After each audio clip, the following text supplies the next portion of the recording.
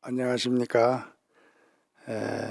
문경 한산사 용성선언 오람입니다. 주제는 간화선 수행에 대해서 말씀을 드리고자 합니다.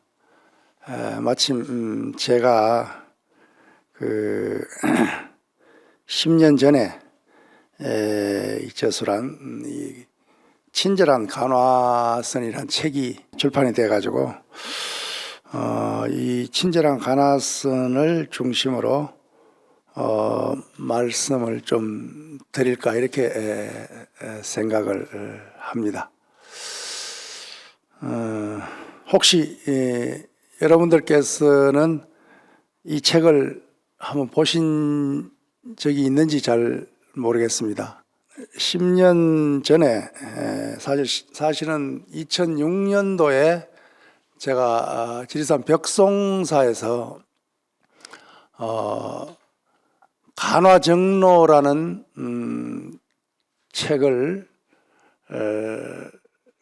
저술을 한 적이 있습니다. 간화정로를 제가 집필할 때 그 책의 수준을 갖다가 일반 신도분들을 기준으로 해서 그 책을 집필한다고 했는데 막상 이제 책이 나오고 보니까 그 책이 이제 일반 신도분들에게는 좀 굉장히 어렵다는 평을 듣게 되고 스님들에게 간화선 수행을 전문적으로 하는 스님들에게 맞는 책이라는 그런 평을 들은 적이 있어요. 그래서 일반 불자들이 좀 쉽게 해가지고 제가 수행자들에게 좀 맞는 간화 지침서를 좀 한 권을 마련해 줬으면 좋겠다는 이제 그런 부탁을 받고 2012년도에 문경 한산사에서 이제 이 친절한 간화선을 저술을 했습니다. 그런데 이제 막상 이제 친절한 간화선이라고 일반 대중들을 대상으로 책을 펴냈습니다마는 일반 대중들의 평은 하나도 친절하지 않다. 그리고 역시 또 어렵다라는 그런 평을 받게 되었습니다. 그러나 이보다 이제 더 쉽게 더 일반 사람 불자가 아니더라도 일반 사람들이라도 쉽게 볼 수 있는 그런 책을 또 구상을 해야 되겠다는 생각은 했습니다만 아직까지는 그렇게 실천에 옮기지 못하고 있는 실정입니다. 여기서 이제 우린 친절한 간화선이다라고 했을 때 이 친절이란 것을 갖다가 우리는 한번 되새겨 봐야 될 대목인데요. 우리가 이 친절한 간화선 할 때 이 친절이라고 하는 것은 사실 우리 조사선의 선문에서 나온 말입니다. 친절이란 말 자체가. 그래서 이 친절이란 말을 우리 지금 현재 우리들이 일반 사회에서 쓰고 있는 친절이라 그러면은 따뜻하게 배려하는 이런 정도의 친절이라고 한다면은 실제 조사선문에서 친절이라고 했을 때 그 의미가 좀 더 깊어지는 의미가 있습니다. 친자라고 하는 것은 보통 친할 친자라고 말하지만은 우리 이 한국 전통이나 동양 전통에서는 친자가 친하다는 의미를 넘어서 가지고 몸소 직접 온몸을 다해서 뭐 온정성을 다해서 뭐 이런 의미가 들어가 있습니다. 이제 쉽게 말하면 친히 이렇게 납셨다, 뭐 친히 오셨다, 뭐 이런 말을 우리가 쓰지 않습니까? 그런 의미로 쓸 때는 몸소 내가 온몸을 다해서 온정성을 다해서 이런 의미의 친자가 들어가 있는 것입니다. 그리고 절자는 간절하다는 의미입니다. 그러니까 온 몸을 다해서 온정성을 다해서 간절하게 사무치게 라는 말이 이 친절이라는 말 속에 들어가 있죠. 그렇기 때문에 조사선문에서 말하는 친절은 안의 친절과 밖의 친절로 구분해서 이야기를 합니다. 그러면 안의 친절은 당연히 뭐겠어요? 우리가 그 수행을 통해서 깨달음을 성취해서 열반을 증득한다고 하는 그런 의미의 수행적인 의미에서 친절인 것입니다. 그러니까 결국 우리 내면에서 어떤 자성을 깨우치는 진여본성을 깨우치는 그런 의미에서 내 온몸을 다해서 온정성을 다해서 온 생명을 다해서 간절하게 참고한다, 간절하게 수행한다라는 그런 의미로서 이제가 바로 내 친절, 안의 친절인 뜻입니다. 그럼 결국은 우리 선의 전문 용어로 말하면 견성성불을 위해서 철두철미하게 온 몸과 온 마음을 다해서 철두철미하게 간절하게 사무치게 참고에 들어가는 것, 수행에 들어가는 것, 이것이 안의 친절입니다. 그럼 밖의 친절은 어떻게 정의하고 있느냐 하면은 따뜻하게 배려한다, 다른 사람을 배려한다는 의미의 친절로 쓰고 있지만은 같은 어떤 의미로 사용되고 있지만은 일체 모든 중생이 다 불성이 있다고 한다면은, 일체 모든 중생이 다 본래 부처라고 한다면, 대성불교에서 그렇게 강조하고 있다고 한다면은, 나도 부처요, 너도 부처요, 모든 중생이 다 본래 부처라고 한다면은, 내가 너를 대할 때, 내가 모든 사람을 대할 때, 내가 모든 생명을 대할 때, 중생을 대할 때 부처님으로 섬기는 것, 부처님으로 대하는 것, 이것이 밖의 친절이라고 그렇게 정의를 하고 있습니다. 그럼 결국 이제 선의 종지에서 말하면은 견성성불 요익중생이라고 이제 선의 종지를 그렇게 이야기하는데, 안의 친절은 견성성불이 되겠고 밖의 친절은 요익중생이 된단 말이에요. 일체 중생을 이익되게 하는, 풍요롭고 이익되게 하는 그런 의미로서의 친절이다. 그러면 결국 이 친절이 선문에서 나온 말이고, 그리고 이 말이 지금 현재 우리가 일반 명사로서 쓰고 있고, 그렇다고 한다면은 사실 여기서 친절한 가나선이라는 이름을 붙였을 때 이 친절은 안의 친절과 밖의 친절을 다 통틀어서 그렇게 말해질 수 있는, 주장되어질 수 있는 그런 의미에서 가나선이다라는 의미로서 이제 친절한 가나선이라고 이제 이름을 붙였습니다. 그러니까 결국 이건 뭐 안의 친절과 밖의 친절이라고 하는 이런 입장에서 봤을 때 현재 우리 한국 불교를 다시 중흥하기 위해서, 다시 거듭나게 하기 위해서 꼭 필요한 것이 저는 개인적으로 친절이라고 생각합니다. 그것이 안의 친절이 되었든 밖의 친절이 되었든 안과 밖을 사무치는 내외 명철한 그런 입장에서 우리 출가 수행자나 제가 불자를 막론하고 안의 친절로서 사무치게 수행하고 밖에 친절로서 모든 사람 모든 중생을 부처님으로 섬길 수 있는 그런 친절로 나간다면 불교가 위상이 달라질 수 있지 않겠나. 그래서 이제 제가 아주 오래 전부터 이런 말을 했습니다. 이 세상에서 가장 좋은 절은 친절이다. 이 세상에서 가장 안 좋은 절은 불친절이다. 이런 말을 이제 제가 거의 20년, 30년 전부터 제가 이런 말을 했는데 요즘은 가끔 이제 보면 그런 말을 이렇게 강의하는 스님들이나 제가 법사님들이 그런 말을 하는 분들을 종종 제가 보고 있는데 어쨌든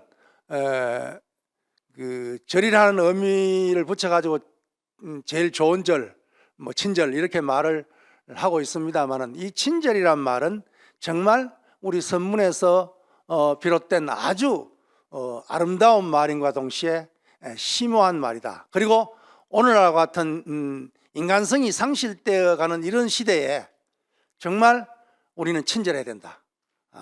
내적으로 친절해야 되고 밖으로 친절해야 되는 이것이 저는 뭐 친절한 간화선이라는 어떤 책 제목으로서의 친절을 이야기하고 있지만 그러나 넓게 말한다면 오늘날 우리 수행자들이 불자들이 정말 친절해야 된다. 우리 친절 그러면 아까 얘기했지만 밖으로의 친절 모든 부처님을 모든 중생을 다 부처님으로 섬기게 되면 이건 뭐 일반적으로 말하는 친절을 훨씬 넘어서는 그런 친절이죠. 그리고 수행 또한 목숨 바쳐 생명 바쳐 이 몸 다해서 그야말로 간절하게 사무치게 옛날에 우리 선문의 스님들은 참선하는 스님들은 이마에다 간절 절자를 써붙이고 다녔다 그래요. 어떤 스님들은 가슴에다가 이 죽을 사자를 갖다 가슴에 붙이고 다녔다 그래요. 그건 뭐냐면 요즘 뭐 데모하는 사람들이 머리에 띠를 내가지고 이렇게 구호를 써가지고 이렇게 합니다만 옛날 선문에서 스님들이 이마에다 간절 절자를 쓰고 가슴에다가 죽을 사자를 쓴다. 간절하게 사무치게 공부하겠다, 수행하겠다 이런 말이고 이 사자는 죽은 셈 치고 공부한다. 죽을 각오로 공부한다. 내가 사실 좀 우리 불자들 보고 같이 수행하자 이러면은 바빠서 못한다는 그런 말을 자주 해요. 그런데 이제 뭐 바깥에서 열심히 생활하면서 출가한 스님들하고는 상황이 좀 다를 수 있겠지만은 우리 출가한 스님들의 입장에서 보면은 내가 죽은 셈 치면은 사실 바쁠 거 아무것도 없습니다. 그리고 세상에 수행 외에 할 것이 아무것도 없습니다. 혹은 안 태어난 셈 치고 이런 말을 합니다. 한 생을 안 태어난 셈 치고 이 공부를 해야 된다, 이 수행을 해야 된다 이런 의미에서라고 한다면은 정말 그것은 조사선문에서 말하고 있는 안의 친절 그런 의미의 친절이 가능해진다 이렇게 말씀을 드릴 수가 있겠습니다. 그러면은 간화선이라고 하면은 우선 우리가 사람들은 굉장히 생소합니다. 일반 사람들은. 그리고 절에 다니는 일반 불자들도 주로 기도를 중심으로 하는 불자들은 간화선 그럼 말 자체가 생소하죠. 좀 수행에 관심이 있고 그런 분들은 이제 간화선을 이제 이해할 수 있고 또 수행하시는 분도 계시겠지만은 일반 사람들이나 어떤 기도를 중심으로 하는 그런 분들은 사실 간화선 이 자체가 굉장히 생소한데 우리 선문에서도 사실 중국에서 대선사로부터 이제 간화선이 집대성 되면서 전문 어떤 용어로서 간화선이란 말을 쓰고 있지만 우리 한국 선문에서는 간화선이란 말과 동시에 주로 많이 쓰는 말이 화두선입니다. 화두선이란 말을 많이 씁니다. 이게 요즘 우리 시대에도 일반 사람들도 우리 간화선에서의 어떤 화두라고 하는 그 의미의 본령을 잘 이해 못하는 사람들도 일반적으로 이 시대의 화두다, 우리의 화두다, 우리만의 어떤 화두가 무엇이다, 이런 화두란 말을 잘 씁니다. 사실 이건 문제의식이라는 뜻으로 이제 쓰는 말이죠. 실제로 화두는 문제의식이 맞습니다.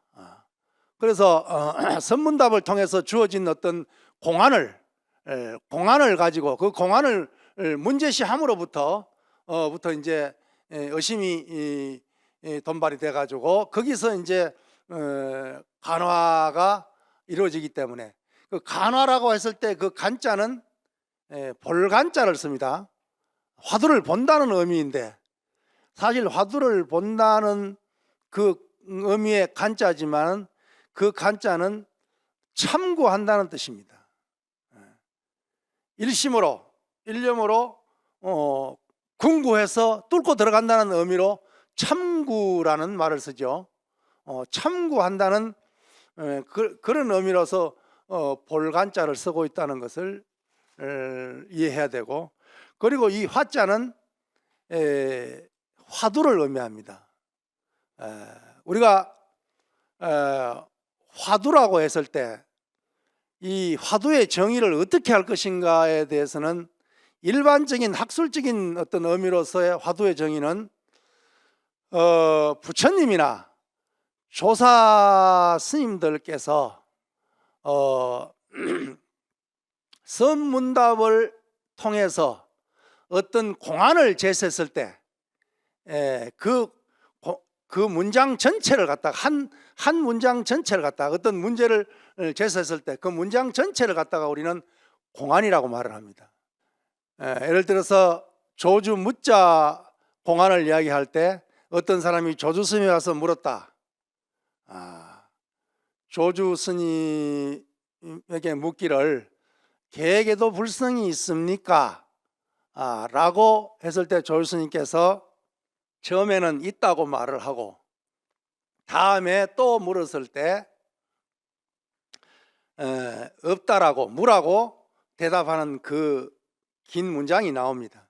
그 문장 전체를 우리는 선문답으로 제시되어진 선문으로, 답이 아닌 문이죠, 문제를 제시된 전체를 갖다가 우리는 공안이라고 말을 합니다. 이 공이라고 하는 것은 공공, 변할 수 없는 공공기관을 말합니다. 요즘 말하면 이제 그 시청이라든가 구청이라든가 동사무소라든가 어떤 그 문건을 우리의 어떤 그 주민등록상에 어떤 관계되는 어떤 호적에 관계되는 어떤 중요한 그 문건을 갖다가 공적으로 보관하는 장소라는 의미의 공자를 씁니다. 이건 그렇기 때문에 이건 함부로 사사로이 변할 수 없다는 의미가 들어가 있는 것입니다. 그리고 안이라고 하는 것은 당안, 안건 이런 뜻인데 그것은 문서란 뜻입니다. 그러면 공공기관에 있는 문서는 뭐예요? 변할 수가 없다 그러죠. 어떤 만대의 어떤 표준이 되는 문건이잖아요. 그런 의미로서 수행을 통해서 부처가 될 수 있는 가장 공적인 사실을 기록한 문서다라는 의미로서 이제 공안이란 말을 쓰고 있단 말이에요. 그래서 이제 이 공안 가운데서 핵심되는 이제 조주 스님이 무라고 했다 하는 그 가운데 무자만 딱 끄집어내 가지고 한 글자 내지 한 구절의 말을 끄집어내 가지고 거기에다가 강력한 의심을 문제의식을 가지고 강력한 의심을 가지게 되면 그것을 한 글자나 한 구절을 우리는 화두라고 이야기합니다. 이게 어떤 그 선학적인 의미에서의 어떤 공안과 화두에 대한 설명입니다. 그러나 실질적으로 우리가 조사 선문에서 거론되어져 온 어떤 의미에서 화두를 이야기한다면은 이것은 화두 그러면은 사실 이 뒤에 두자는 머리 두자로서 이제 의미 없는 어떤 뒤에 말 뒤에 붙는 조사로서 붙는 어떤 그런 말로 쓰여졌지만은 중국의 허운선사 같은 분은 이것을 아주 명백하게 이렇게 말을 하고 있습니다. 화두라고 하는 것은 말의 머리다. 머리 두자를 썼기 때문에 말의 머리다 이렇게 말합니다. 말의 머리다. 그러면 말의 머리가 있으면 말의 몸통이 있고 말의 꼬리가 있을 수 있지 않습니까? 그러죠? 우리가 주고받는 일반 말은 말의 몸이 될 수 있겠죠. 말의 몸통이 될 수 있겠죠. 근데 말의 몸통을 주고받으면서 어떤 사람들은 말 꼬리를 잡게 되죠. 그렇죠? 화미라 합니다. 화미, 꼬리 밑자를 써서 화미라 그런단 말이야. 그리고 몸통 할 때는 화채라 그런단 말이야. 몸채자를 써가지고 그러면은 화두는 뭐냐? 말의 머리다. 그러면 우리가 말을 주고받을 때 일상적으로 겉으로 밖으로 드러나는 것은 뭐가 드러납니까? 화채가 드러나겠죠. 말의 몸통을 우리가 주고받는 거니까, 몸을 주고받는 거니까. 그런데 그 몸통을 주고받으면서 그 속에 들어가 있는 깊은 의미가 있단 말이죠. 드러나지 않는 의미, 생각으로 드러낼 수 없는, 말로 표현되어 줄 수는 없는 깊은 의미가 있다고 한다면 이것을 우리는 화두라고 한다. 그래서 화두를 생각 이전 자리다, 혹은 생각이 끊어진 자리다 이렇게 말을 합니다. 그러면 우리가 생각으로 알 수 있는, 생각으로 주고받을 수 있는 말은 그거는 뭐예요? 화두가 될 수 없겠죠. 뭐가 됩니까? 화채가 되겠죠. 그리고 또 거기서 또 더 좀 못한 사람들은 화미를 잡고 이제 문제 삼죠. 말꼬리 잡고 문제를 삼는단 말이에요. 그렇지만 이 말꼬리를 잡는 사람들은 이것은 좀 경기가 좀 낮은 사람들의 이야기고, 그러면 상근 수행자들은 말을 주고 받으면서 말 너머에 있는, 어느 문자에 넘어 있는 화두, 생각으로 알 수 있는 것은 화두가 될 수 없습니다. 생각으로 유추해서 얻어지는 것은 화두가 될 수가 없죠. 그러니까 생각을 넘어서는, 그래서 쉽게 말하면 이제 흔히들 말하기를 화두는 생각 이전 자리다라고 말하고 생각이 끊어진 자리다라고 말하는 거죠. 그렇기 때문에 이 말머리로서의 화두는 밖으로 의미가 드러나지를 않습니다. 그렇기 때문에 어떻게 그걸 알기 위해서는, 그걸 깨치기 위해서는 어떻게 해야 되겠어요? 참고를 할 수밖에 없는, 의심이라고 하는, 화두를 의심한다는 그 의심이란 기제를 가지고 화두를 참고해가는 길밖에 없죠. 우리 중생의 삶은 어떻습니까? 생각을 따라갑니다. 한 생각 자기 스스로 일으켜 놓고 그 생각 따라 돌아다니는 것이 우리 중생입니다. 자기 스스로가 천당을 만들어 놓고 천당 따라가 가지고 즐겁다 그러고, 자기 스스로가 한 생각이 이렇게 지옥을 만들어 놓고 지옥에 들어가서 괴롭다고 하는 것이 우리 중생이란 말이죠. 생각의 입장에서 보면은 한 생각 일념을 일으켜 놓고 그 일념 따라 하루 종일 생각 따라 다니는, 그래서 생각을 나와 동일시해 가지고 생각이 곧 내가 돼버리죠. 그래서 화내는 생각을 내면 내가 화가 돼버리고, 미운 생각을 내면 내가 미움이 돼버리고, 좋은 생각을 내면 내가 좋은 사람이 되고, 사랑하는 마음을 내면 내가 사랑이 돼버리고, 그래서 생각 따라 하루 종일 그냥 돌아다니는 것이 이제 불교 말로 하면 생각으로 육도를 만들어 놓고 일념 육도를 하는 거죠. 생각으로 염념이 육도를 빙빙빙 돌아 하루 종일 1년 내내, 평생 내내 죽어서 무슨 육도를 뭐 천상 갔다가 지옥 갔다가 뭐 수라 아기 축생 뭐 인간 이렇게 육도가 아니라 일념으로, 한 생각으로 육도를 스스로 만들고 그 생각에 빠져가지고는 생각에 휘둘려 가지고는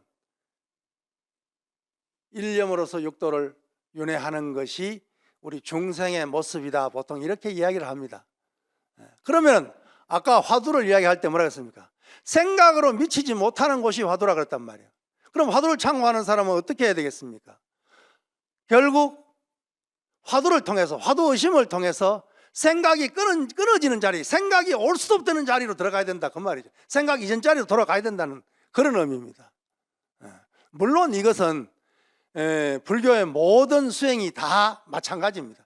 뭐 화두 수행뿐만 아니라 연불 수행이나 심지어는 위파사나 수행까지라도 결국에 구경에 가서는 생각 끊어진 자리에 들어가야 깨달음으로 나아갈 수가 있는 거죠. 화두 수행, 화두선, 간화선이란 그런 수행 체계에서의 어떤 그 화두 참고는 바로 결국 화두 의심을 통해서, 화두 참고를 통해서 어디로?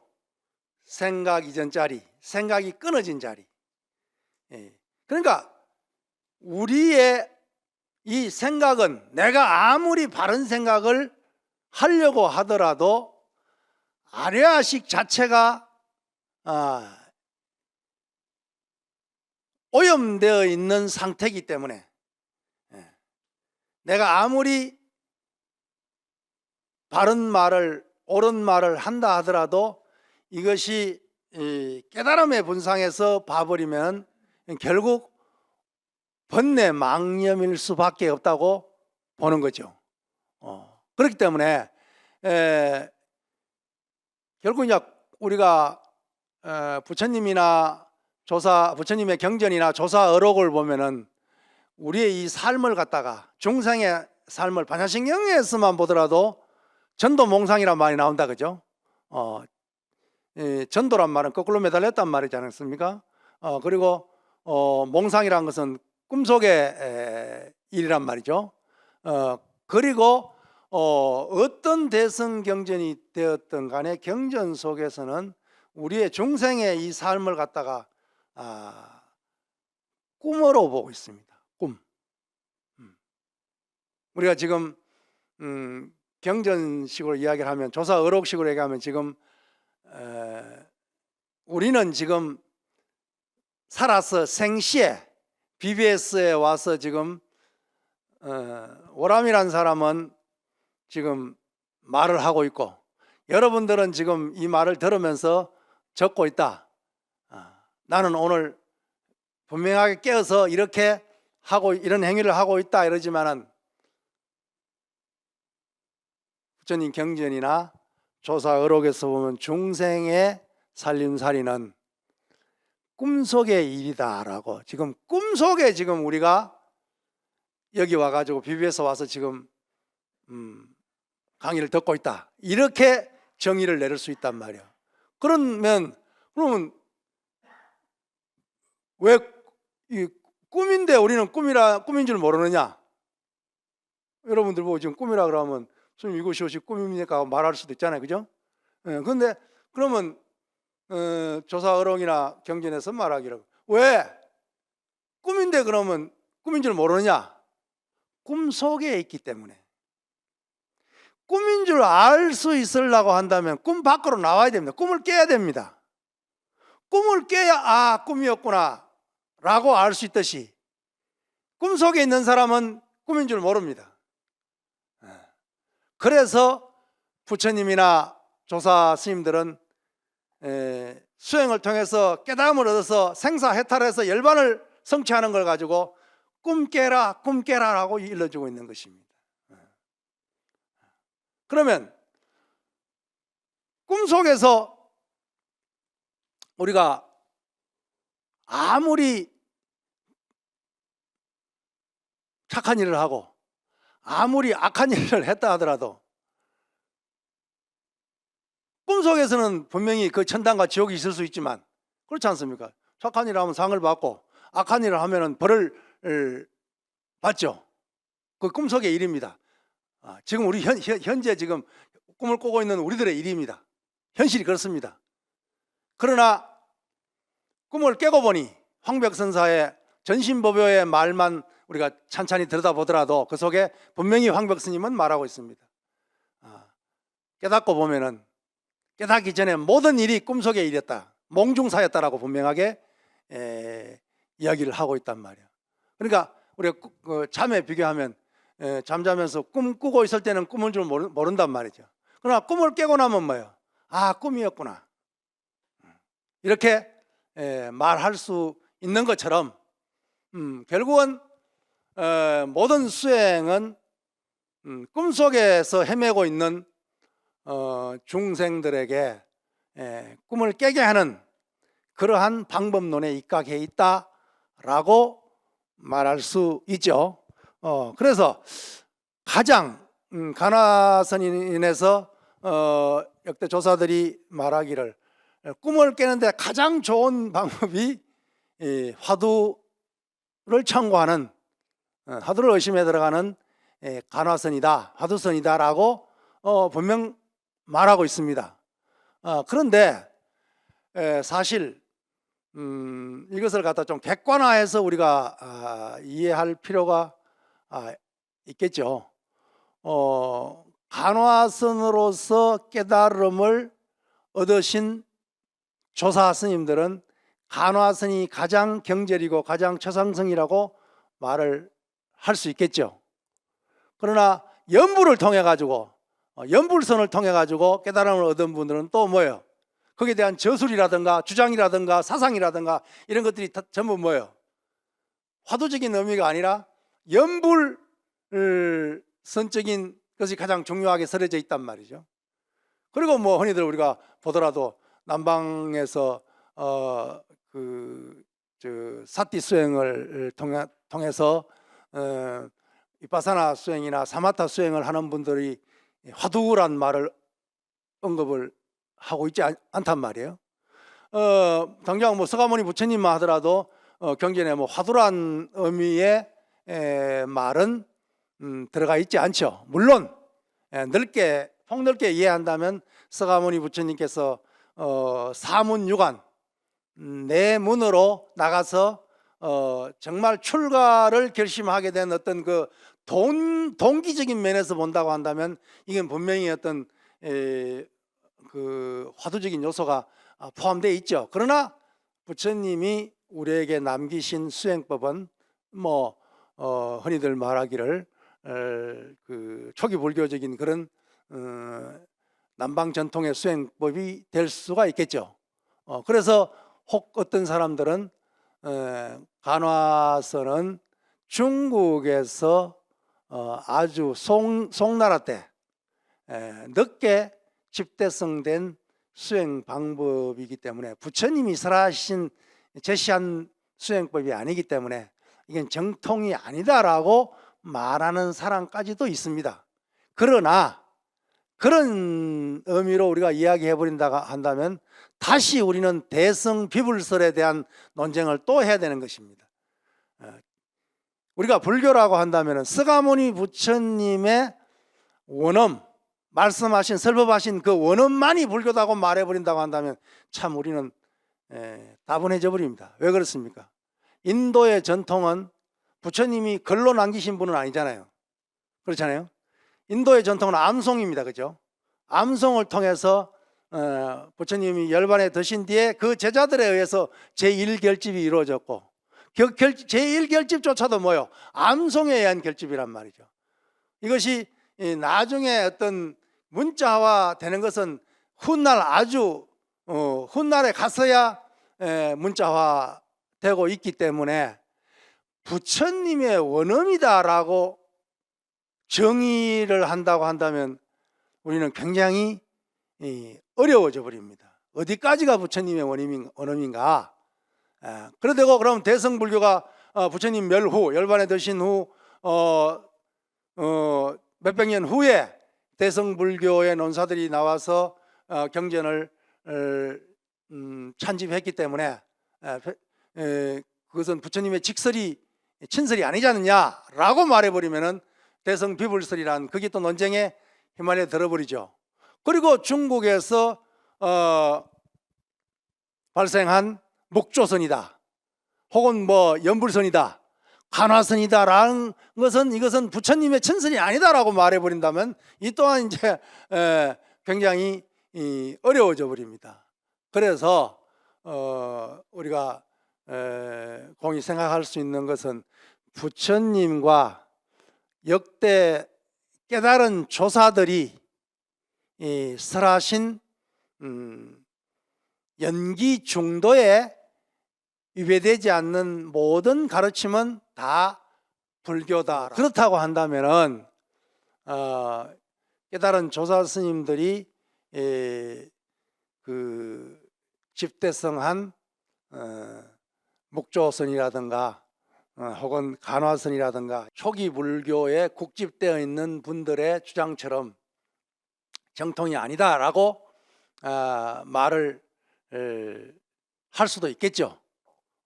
그러나 현실적으로 우리 한국의 전통 선언에서 지금까지 어떤 그 맥으로 전성되어져 온 선은 분명하게 화두를 참고하는 간화선입니다. 그렇기 때문에 이 간화선에 대한 어떤 방법론이라든가 또 간화선에 대한 뭐랄까요, 대중화라든가 뭐 또 심지어는 뭐 세계화라든가 이런 것을 우리가 부르짖고 있습니다만은 구체적인 방법론에서는 아직 뚜렷한 어떤 것을 제시하지 못하고 있는 그런 실정입니다만은 어쨌든 간에 이 화두 참고를 통해서 생각 이전 자리로 무심해, 무념해. 그러니까 쉽게 말하면 이렇죠. 우리가 중생의 입장에서 보면 우리는 하루에 한 생각을 갖다가 어느 정도 생각을 한다고 생각합니까? 하루에 우리가 몇 생각을 일으킵니까? 이루 헤아릴 수 없겠다 그러죠. 그렇기 때문에 흔히 말하기를 천념 만념이라고 말을 합니다. 천생각 만생각이라는 뜻이죠. 천생각 만생각을 하면서 생각 따라 우리는 돌아다니는 중생이란 말이죠. 그러면은 수행자가 되기 위해서는, 특히 참선 수행자가 되기 위해서는 어떻게 되겠습니까? 생각 따라가는 것이 아니라 생각의 주체로서, 생각의 주인공으로서 생각을 돌이킬 줄 알아야 된다는 것이죠. 이것을 달마 스님의 말로 옮기면은 반조라 그럽니다. 이걸 흔히 말해서 회광반조란 말을 쓰죠. 혹은 일념반조란 말을 씁니다. 한 생각을 돌이켜 비춘다는 이 말입니다. 한 생각을 따라가지 않고 생각을 일으키는, 생각이 일어난 그 자리, 생각 없는 자리에서 일어났으니까 일어난 그 자리로 돌이켜 비춘다는 뜻이에요. 그래서 반조란 말을 씁니다. 돌이킬 반자에다가 빛을 조자를 씁니다. 그래서 회광이라는 것은 이제 뭐 빛을 돌이킨다는 그런 뜻인데, 빛은 여기서 빛은 어떤 생각이 어떤 빛 광명에서 나온 것이니까 생각을 빛으로 환원해서 생각을 돌이켜서 생각을 늘 이제 중생들은 밖으로 향해서 생각 따라 이제 흘러가 버리니까. 그런데 생각 따라가지 않고 생각을 돌이켜서 생각 이전 자리를 비춘단 말이지. 이걸 우리는 달마선의 핵심 가르침이 바로 이 반조입니다. 그래서 달마선을 혹자는 반조선이다 이렇게 말을 합니다. 반조로, 모든 수행은 사실 반조로부터 시작하는 것이죠. 생각 따라가 버리면 이건 천년만년 천생각 만생각으로 그냥 육도윤회로서 끊임없이 생사윤회하는 중생이니까 이 생각을 벗어나서 생각 이전자로 들어가서 무념무심을 깨달아 가지고 열반을 성취하기 위해서는 분명하게 생각을 따라가서는 안 됩니다. 그러면 생각을 돌이켜야 되겠죠. 반조를 해야 되겠죠. 그럼 수행자는 생각을 반조한다. 그럼 반조하게 되면 어떻게 되겠습니까? 천생각 만생각이 하나로 모아지겠죠. 하나로 모아지는 걸 갖다가 우리는 일념이라고 합니다. 한 생각이란 한 생각 개별적인 의미로서 일념이란 말을 쓰기도 하지만 여기서 한 생각은 뭐예요? 여러 생각 갈래로 갈라진 이 생각이 하나로 모아진다는 의미로서 일념입니다. 이 일념이 되는 것을 갖다가 우리는 삼매라 그럽니다. 화두삼매라고 보통 그럴까, 연불삼매, 화두삼매 이렇게 말을 합니다. 아미타불이라는 연불을 해가지고, 관세음보살이라는 연불을 해가지고 일념으로 쭉 한 시간 동안 우리가 생각을 굴리려면 얼마나 많은 생각을 굴리겠어요. 그러나 한 시간 동안 아미타불 관세음보살이라는 연불로서 쭉 그냥 일념으로 쭉 나가버렸단 말이에요. 아니면 화두 일념으로서 이 먹고라는 화두로, 무자 화두로, 혹은 만법기일이라는 화두로 화두 일념으로 쭉 나가버렸다. 그러면은 당연히 화두 삼매, 화두 일념이 되겠죠. 거기에서 일념마저 끊어져 가지고 무념 혹은 무심이 되어버린다고 한다면은, 여기서는 이제 화두를 처음 참고할 때 우리는 조작하죠. 주작이란 말을 쓰는데, 이제 주작이란 말은 결국 조작이란 뜻인데, 내가 억지로 화두 의심을 반복한다는 뜻입니다. 그럼 혹시 화두 참고를 해본 분 계시겠습니다만은, 화두를 참고하는 그 의심이 순일하게 일념으로 참고가 안 된단 말이죠. 그렇기 때문에 끊임없이 반복적으로 화두 참고란 연불도 마찬가지입니다. 아미타불이란 연불을 남아미타불을 한다면은, 남아미타불 혹은 아미타불이란 연불이 내가 의도적으로 한단 말이에요. 처음에는 의도적으로 하는 것이죠. 의도적으로 계속 반복하다 보면은 어느 순간에 뭐예요? 저절로 될 때가, 거기가 제1경절입니다. 경절이란 말로 갖다가 이제 쉬운 말로 하면 제1단계입니다. 그러니까 의도적으로 하던 것이 내가 의도하지 않았는데도 화두가 승승하고 남아미타불이란 연불이 저절로 된다고 한다면, 이것이 제1경절이라는 것이죠. 1단계라는 것이죠. 그래 되면은 그걸 갖다가 덕력했다, 힘을, 혹은 성력이란 말을 씁니다. 아낄 성자를 써가지고 성력, 그러니까 힘을 들었다 이런 뜻이죠. 혹은 덕력, 힘을 얻었다, 얻을 덕자를 써서 힘을 얻었다, 힘을 들었다 이렇게 말을 합니다. 그러면은 이미 달마 스님의 말씀에 보면은 이런 말이죠. 외식재연하고 밖으로 모든 반연을 쉬고, 모든 인연을 쉬고 외식재연하고 내심무천, 안으로 마음이 헐떡거리지 않아서 심여 장벽, 마음이 장벽과 같이, 장벽이라는 것은 움직임이 없으니까 하나 됐다 그 말이에요. 일념이 됐다 그 말이죠. 장벽이 되면은 가히 입도라 그랬단 말이야. 도에 들어갈 수 있다라고 말할 수 있단 말이에요. 그러니까 여기서 우리가 화두를 참고해 가지고 처음에는 의도적으로 화두 의심을 반복적으로 하게 되겠지만, 이것을 너무나 간절하게 반복적으로 하다 보면 어느 순간에 가면은 뭐예요? 어느 순간에 가면은 저절로 내가 화두를 들려고 애를 쓰지 않는데 화두가 들리고, 내가 아미타불 연불을 하려고 애를 쓰지 않는데 저절로 연불이 될 때가 되면은 가이입도, 그리고 성력, 덕력이 됐기 때문에 이때부터는 이제 공부가 저절로 돼 가는 것이기 때문에, 여기서는 누가 공부하라 마라, 수행하라 마라 할 필요가 없겠죠. 그러면은 가장 중요한 거는 뭡니까? 저절로 될 때까지는 어떻게 되겠습니까? 일념이 지속되는, 우리가 예를 들어서 한 방울의 물이 떨어져 가지고 바위를 뚫는 것을 가정했을 때 어떻게 됩니까? 그 한 방울의 물이 두 가지 조건을 갖춰야 됩니다. 하나는 뭐예요? 떨어지는 자리에 한 자리에 떨어져야 됩니다. 한 자리에 떨어진다는 것은 뭐 집중이죠. 몰입, 혹은 몰입이라고도 하고 집중이라고 말을 합니다. 그리고 또 하나 조건은 뭡니까? 지속적으로 떨어져야 됩니다. 떨어졌다가 말았다가 떨어졌다가 막 이래버리면 안 된단 말이에요.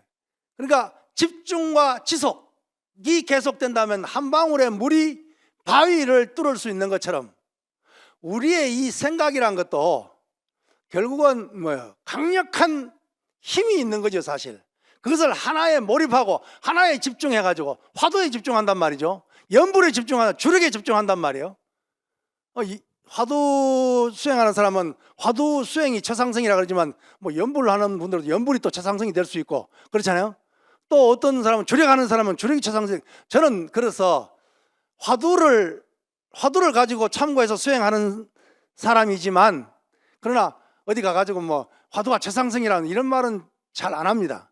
왜냐하면은 모든 사람을 보편적으로 놓고 봤을 때, 공통적으로 놓고 봤을 때 자기 경기에 맞는 것이 최상승이다. 저는 그렇게 생각합니다.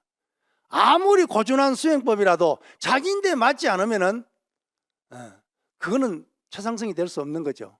그래서 오늘 이 자리를 빌어 가지고 저는 연불하는 사람들은 연불로서, 주력하는 사람은 주력으로서, 절수행하는 사람은 절수행하는 것으로서, 경전을 독경하는 사람은 독경하는 것으로서, 심지어는 봉사하는 사람은 봉사하는 그 자체로서 수행을 삼을 수가 있어야 되는 것입니다. 다 최상승이 될 수 있다는 거죠.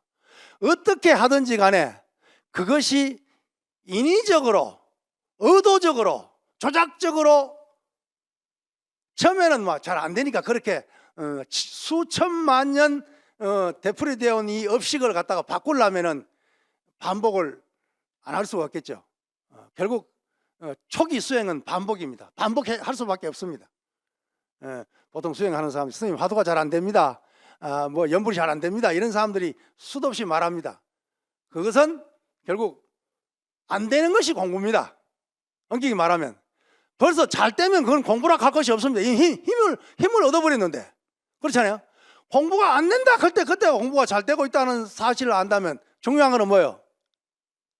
계속 노력하면서 반복적으로 지속적으로 물이 떨어져줘야 바위가 뚫리는 것처럼 놓지 않고. 그래서 호봉 원묘 스님께서는 선요란 책을 통해서 화두를 수행하는 납자들에게 어떤 수행의 어떤 방법과 수행의 과정을 이렇게 설명하고 있습니다. 80 먹은 노인이 폭류처럼 흐르는 개울에, 그것도 물살을 거슬러 가지고, 물살의 방향이 아니고 물살을 거슬러 가지고 위로 구멍난 쇠로 된 배, 쇠로 된 배는 좀 무겁겠죠, 그러죠? 그리고 근데도 구멍이 났다면 구멍이 나가 물이 샌다는 뜻이죠. 그 나이가 80이에요. 80 먹은 노인이 쇠로 된 구멍난 배를 물살이 거센 개울을 거슬러서 노를 저 가는 거와 같다 그랬단 말이에요. 자, 요즘 뭐 80연세 드신 분들도 힘이 정정하신 분도 계시지만 옛날에 호봉 원묘 스님 당시에 80이면은 뭐 그냥 80 사는 사람이 없습니다. 그냥 뭐 송장이라고 봐야 될 정도지. 그냥 그런 분이 구멍난 쇠로 된 배, 얼마나 무겁습니까? 무거운 배를 구멍이 나가 물이 새는데 그걸 물살이 센 데다가 노를 저으면, 한 번 저으면은 앞으로 나가겠습니까? 뒤로 밀려나겠습니까? 말 좀 해보소. 당연히 뒤로 밀려나겠죠. 한 번 저으면 저만큼 뒤로 밀려나고, 두 번 저으면 두 번 저은 만큼 뒤로 밀려나고, 그렇게 끊임없이 밀려나더라도 중요한 것은 이 손이 부르트고 손이 피가 나고 손이 뼈가 앙상이 드러나더라도 이 노 젓는 것을 놓지 않으면은 어느 순간인가 물살의 방향이 바뀔 것이다 라고 말하고 있습니다. 이게 중요한 겁니다. 그럼 우리는 보통 공부를 하게 되면 공부한 만큼 진보가 있기를 바라잖아요. 공부한 무슨 결과가 있기를 바라잖아요. 그런 사람 많습니다. 우리 스님들도 많아요. 죽으라고 했는데 이 공부가 되는지 안 되는지 모르겠다. 일반 불자들도 마찬가지입니다. 몇 년이나 했는데 스님 이게 공부가 되는지 안 되는지 도대체 모르겠습니다 라고 말하는 분들이 많습니다. 실제로. 그런데 거기에서 우리가 원묘 스님이 가르친 것처럼 지속적으로 노를 저어간다면 그 뒤로 설사 뒤로 물러난다는 것은 공부가 진보가 없다는 뜻 아니에요? 그렇지 않습니까? 근데 그리고 우리가 말할 때 공부란 것은 이 폭류는 뭐겠어요? 우리 번뇌망념입니다.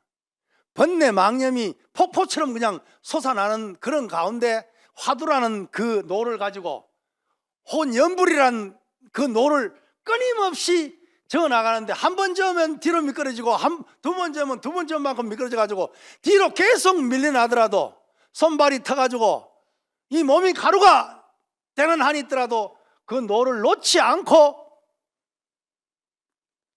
간다면은 앞으로 나아가는 것이 아니라 물살의 방향이 바뀐다 그랬단 말이에요. 이게 중요하단 말이에요.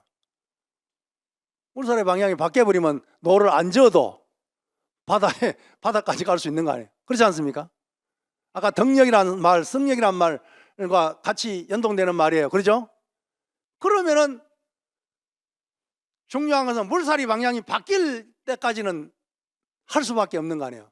그것도 안 하고 내가 승부를 하겠다, 도를 깨우치겠다, 생사해탈하겠다 라고 하는 사람들은 이건 도둑놈 심보란 말이지. 그렇지 않습니까? 그렇게 한다고 한다면은 결국 물살의 방향이 바뀌는, 대단히 이제 국이 바뀐다는 뜻입니다. 그러니까 깨달음의 차원은 그냥 일직선상에서 평행상에서 앞으로 나아가는 우리가 말하는 성공, 진보라는 의미가 아니라면, 그래서 선문에서 말하는 향상일로라고 하는 것은 그냥 수직적으로 위로 올라간다는 뜻의 의미가 아니라 뭐요? 차원이 달라진다는 의미입니다. 중생의 차원에서 뭐요? 성인의 차원, 부처의 차원으로 바꿔져 버리는 것입니다. 그럼 국이 달라져 버리는 것입니다. 천년만년의 번뇌 속에 있다가 뭐요? 일념이란 삼매 속으로 쏙 들어가 버린다 그 말입니다. 모기가 쇠로 된 소가죽에 피를 빨라고 이렇게 주둥이를 꽂으면 그 소가죽에, 쇠로 된 소가죽에, 일반 소가 아니고 그 소를 쇠로 만든 동상의 소라고 생각합시다. 거기에 모기가 계속 주둥아리를 피를 빨라고 꽂으면은 들어가겠습니까? 안 들어가겠습니까? 1000번, 10,000번 하면 주둥아리가 어떻게 되어서 다 따라 없을 정도가 되더라도 그것을 끊임없이 모기가 쇠로 된 소가죽에 주둥이를 받게 되면은 어느 순간인가 그 쇠로 된 소가죽에 모기 주둥아리가 쑥 들어가는 날이 온다 그랬단 말이에요. 이렇게 비유적으로 표현하고 있단 말이에요. 그래 결국은 이쯤 되면은 이제는 힘을 얻어버렸기 때문에 저절로 되는 공부가 되기 때문에 더 이상 우리가 언급할 필요가 사실 없는 것이죠. 이렇게 해서 이제 간화 수행의 어떤 가장 핵심적인 이야기를 조사 선생님들은 이렇게 이야기를 하고 있습니다. 근데 이제 이 친절한 간화선에서 본다면은 사실 좀 간화선 수행에 대한 부분은 저 뒷부분에 나옵니다. 뒷부분에 나오는데 거기에 동중일려, 몽중일려, 오매일려란 말이 나옵니다. 나오는데 우리가 흔히 그 성철 스님께서 이제 이런 것을 많이 주장하셨는데, 성철 스님께서 이걸 이제 방편으로 사실 제시한 것인데, 이 방편이 실제 실법이 돼 가지고 방편이 방편 역할을 못하는 그러한 경우가 사실 허다합니다. 이런 이야기는 사실 좀 긴 시간을 두고 이야기해야 되는 것이기 때문에 깊이 천착할 수는 없고, 잠깐 이야기한다면은 이러한 방편을 잘 활용해서 화두 수행을 해나갈 수 있다고 한다면 그 사람은 분명 생사해탈의 길로 분명하게 나아갈 수 있겠죠. 그런데 그건 이제 뒷부분에 가장 중요한 그 간화선에 대한 수행과 깨달음에 대한 부분이 나와 있습니다만은, 사실 처음 우리가 간화선 수행을 하려면 사실 잘 안 되는 게 사실이죠. 어떻게 보면은 우리는 어떻게 현대인들은 너무 영악해졌다라고 할까요? 영악해졌다는 것은 뭐예요? 생각이 많아졌다는 것입니다. 생각이 많다는 것은 뭐예요? 우리가 초등학교부터 대학 교육을 받는 동안 서양식 교육을 받았기 때문에 굉장히 뭐예요? 합리적이면서 분석적인 교육을 받았기 때문에 나도 모르게 뭐예요? 세상을 분석하고 세상을 합리화하려고 하는데 젖어 있다 그 말이에요. 그런데 화두 수행은 분석적인 것이 아니고 통합적인 그런 의미란 말이죠. 수행 방법이, 화두 수행 방법이. 그러니까 어떻게 보면은 많이 배워서 생각이 많을수록 오히려 더 화두 수행에 그 전념하기가 오히려 어려워질 수 있지 않겠나. 뭐 다 그렇지는 않겠지만은 그런 어떤 짐작을 해보기도 합니다. 어쨌든 옛날 사람들은 농경사회에서 굉장히 단순하게 살았죠. 단순 명쾌하게 살았단 말이에요. 그러나 현대인들은 생각이 많습니다. 그리고 굉장히 분석적입니다. 모든 것을 합리화하려고 합니다. 그런 교육을 받은 사람들이 어떤 이런 화두 수행에게 과연 이것이 가장 적합할까, 적합하지 않을까는 우리가 더 연구해 봐야 되겠지만은, 언뜻 우리가 생각해 볼 때 좀 옛날 어떤 동양적인 사유 체계로의 어떤 되어 있을 때가 훨씬 더 화두 수행이 용이하지 않았겠나, 그런 생각을 해 봅니다. 그렇기 때문에 결국 이 친절한 간화선에서 언급하고 있는 것처럼 화두 수행의 가장 전제가 되는 것은, 화두 창고의 전제는 발심과 정견입니다. 발심이 돼야 됩니다. 발심은 발보리심의 준말이죠. 내가 도를 이루고 일체 중생을 제도해야 되겠다는 그런 철두철미한 원력이 앞서야 된다는 거죠. 이것이 없는 사람은 발심이, 다시 말하면 중생을, 수억 천급을 윤회하오던 이 중생을 떨쳐버리고, 중생의 삶을, 살림살이를 떨쳐버리고 나는 생사를 해탈해서 부처가 되겠다는, 그리고 만중생을 제도하겠다는 이런 발심이 되지 않는 사람은, 뭐 다른 공부도 마찬가지겠지만 화두 공부가 잘 안 된다 그랬습니다.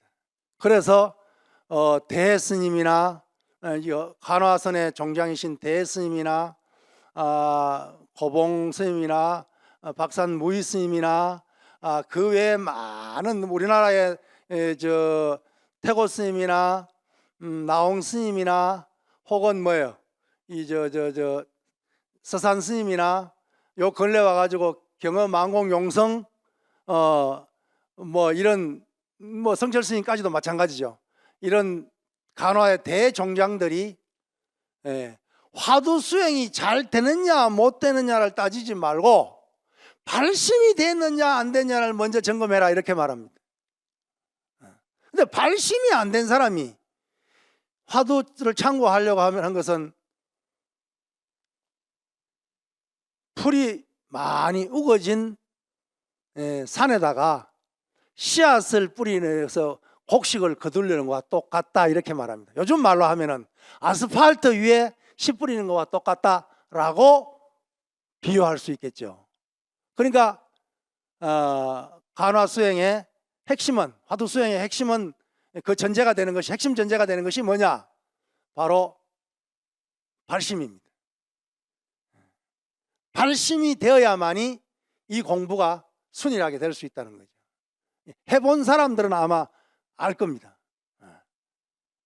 그래서 공부가 잘 되고 안 되는가를 따지지 말고 내가 지금 발심이 됐는가 안 됐는가, 발심을 하고 있는가 아닌가. 우리가 뭐 작심삼일이라는 말이 있다, 그죠? 안 되면 발심은 자꾸 해야 됩니다. 그리고 이제 작심삼일이라는 말 대신 발심삼일이라도 3일만이라도 계속 발심을 해야 되죠. 발심을 하려면 어떻게 되겠어요? 법문을 많이 들어야 되고, 그렇잖아요. 우리가 초기 수행 방향 문사수라 그러잖아요. 문 많이 들어라, 사 깊이 사유하라, 그리고 실참 수행을 해라, 이런 문사수의 가르침이 있듯이 많이 들어야 됩니다. 요즘 또 법문을 많이 들을 수 있는 기회가 많잖아요. 그리고 이 듣는 것만이, 귀로 듣는 것만이 듣는 것이 아니라 눈으로도 들을 수 있는 겁니다. 눈으로 보는 것도 듣는 겁니다. 책으로 보는 것도 이것도 듣는 거란 말이에요. 그래서 경전을 많이 독송하고, 그리고 법문을 많이 듣고, 도반들끼리 도담을 많이 나누고, 선문답을 많이 하고. 가나선의 사실 전제는 선문답입니다. 그럼에도 불구하고 요즘 우리 선문에 선문답이 없어져 버렸습니다. 그래서 도인이 안 나오는 것 같습니다. 뭐 도인, 숨은 도인이 뭐 많이 계시겠지만은, 드러난 도인이 잘 드러나지 않는 것은 기본적으로 선문답이 상실되어 버렸단 말이에요. 간화선 자체가 공안이란 것이 선문답에서 유출된 거란 말이죠. 그럼에도 불구하고 선원이나 제가 수행자들도 선문답이 상실되어 버렸단 말이에요. 그 전통이. 그래서 앞으로 우리는 참선 수행을 제대로 하려면 활발한 어떤 선문답이 다시 복원돼야 된다, 이렇게 말씀을 드릴 수 있죠. 선문답을 주고받으면 발심을 용이하게 할 수 있습니다. 발심이 됐다고 한다면 참고하기 전에, 화두를 참고하기 전에 먼저 정견을 확립하는 게 중요합니다. 임재 스님도 불자들이여 진정견해를 가져라, 이렇게 말합니다. 진정견해가 결국 정견입니다. 우리 초기 불교에서도 팔정도의 가장 앞이 정견이란 말이죠. 이 정견이 없이 화두 수행을 하게 되면은 수행의 장애를 너무나 많이 받게 되고, 심지어는 더 나아가지고 외도의 수행이 되어버린단 말이에요. 그렇기 때문에 반드시 발심과 정견이, 발심이 되고 정견이 확립되면 수행에는 사실 굉장히 용이하게 수행을 할 수가 있습니다. 그런데 발심도 안 된 상태에서, 정견도 수립되지 않은 상태에서 화두 하나만 들고 앉아가지고 공부를 하려니까 맨 땅에 헤딩하는 식이 돼버린단 말이죠. 그리고 화두를 결택할 때 우리는 선지식에게 화두를 결택하라, 이렇게 말을 합니다. 선지식에게 화두를 받아라, 이런 뜻이죠. 그런데 선문에서 분명히 이렇게 말하고 있습니다. 선지식에는 두 가지 선지식이 있다. 친절에 두 가지가 있듯이 선지식은 두 가지 선지식이 있다. 안에 선지식이 있고 밖에 선지식이 있다. 우리가 선지식에게서 화두를 받아라 그러니까 좀 선문에 좀 이름 있는 큰 스님 찾아가가지고 스님 화두 하나 주십시오, 이렇게 말합니다. 그러면 대충 보고 뭐 이먹고 화두 해봐라, 뭐 무자 해봐라, 만법기일 해봐라, 간식을 해봐라, 뭐 판치생모 해봐라, 이런 식으로 말을 합니다. 그럼 그걸 이제 화두 받았다고 이제 가지고 이제 뭐 종이에서 받아오든 문자로 받아오든 말로 받아오든 그걸 가지고 화두를 참고하는데 화두가 잘 안 됩니다. 왜 그렇습니까? 바깥의 선지식에게 화두를 결택할 때 하기는 했지만은 그 방법이 잘못됐다는 것이죠. 왜? 먼저 안의 선지식에게 화두가 결택돼야 됩니다. 자기 스스로가 우주와 인생에 대한, 생사에 대한 간절한 사무침에 고민이 없다고 한다면, 문제의식이 없다고 한다면 자기 안에서 화두가 스스로 결택이 돼야 된다. 아내 선지식이. 아내 선지 자기 자신이잖아요. 자기 자신이 아내 선지식이잖아요. 자기 자신이 문제의식이 하나도 없는데, 그리고 발심도 안 됐는데, 정견도 갖춰지지 않았는데, 그냥 공부하면 해보는 식으로 내 인생의 이벤트를 한번 꾸며보겠다고, 내 인생에 이제 뭐 한번 뭘 특이한 걸 이제 한번 나이도 먹고 했으니까 이제 내 참선 한번 해보겠다고 선지식을 찾아간 걸, 큰 스님을 찾아간 건 좋았는데, 큰 스님도 옛날에 선지식은 화두를 줄 때는 그 사람의 수행을 전적으로 처음부터 끝까지 다 책임집니다. 쉽게 말하면은 맞춤식 교육, 눈높이 교육으로서 그분을, 화두를 준 사람은 화두를 받은 사람을 갖다가 수행적으로 의지사가 돼가지고, 옛날에 의지사가 다 있었거든요. 요즘은 은사, 계사, 법사 이렇게 있지만 사실은 수행을 의지해서 해나가는 의지사가 옛날에 다 있었어요. 근데 요즘 의지사라는 제도가 없어져 버렸어요.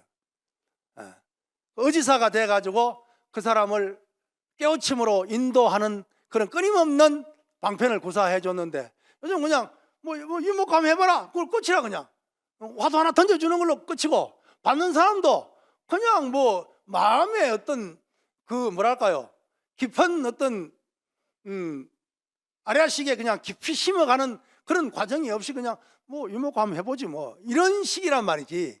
이렇게 하면은 그 화두가 과연 간절한 의심으로서 생사의 관문을 투과할 수 있겠느냐 그 말이지. 조사의 관문을 투과해서 생사해탈할 수 있겠는가? 만중생을 제도할 수 있겠는가?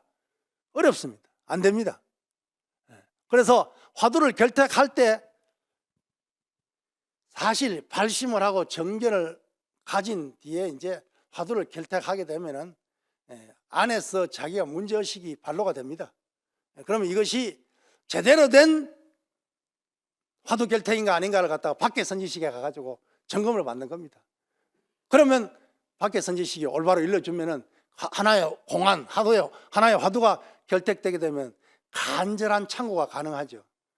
근데 그것이 내 마음에 어떤 사무치게 다가오지 않는데, 번뇌 망령이 폭포수처럼 그냥 흘러내리는데 그 화두의 배를 띄울 수 있겠어요? 띄워지겠습니까? 이게 뭐 화두뿐만 아니라 연불도 마찬가지고 어떤 수행도 마찬가지입니다. 알아차림도 마찬가지잖아요. 번뇌가 줄것 듯이 하는데 무슨 알아차림이 가능하겠습니까? 그렇잖아요. 그러니까 이러한 입장에서 사실 화두 수행의 어떤 뭐랄까요, 전제랄까요, 그런 의미에서 발심과 정견이 세워지고 화두 결택을 안의 선지식과 밖의 선지식에 철두철미하게 화두 결택이 되어야만이 참고가 순일하게 되어질 수 있다라고 말씀을 드릴 수가 있겠습니다. 이 친절한 가나선을 보게 되면은 제가 뭐 책을 광고하는 건 절대 아닙니다.